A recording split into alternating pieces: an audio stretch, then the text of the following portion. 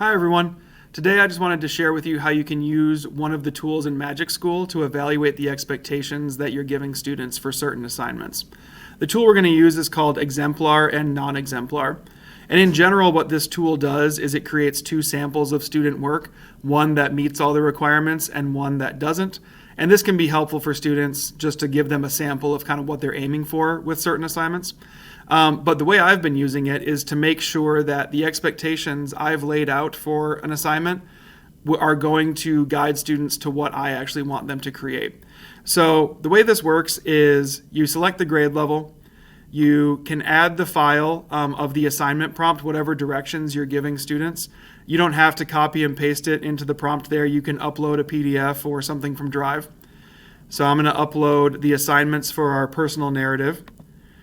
And then you can include the standards or objectives, but I've found that if you include those, the exemplar text gets weirdly technical with the language it uses in order to try to address all those standards.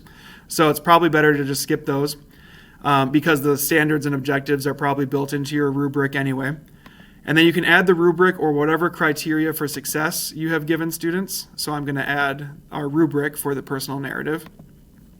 And then once you have those two things in, you generate and it will create those two samples. The first one meets all of the expectations and the second one doesn't. Like I said, that's a great sample for students to reference if you want to use the tool that way. But the way I've been using it is to make sure that what the AI thinks is a good response to my prompt is what I actually want students to create. So if it's producing something that's less than I was expecting, then that might tell me that I need to go back and add some more specific language in either my rubric or my prompt.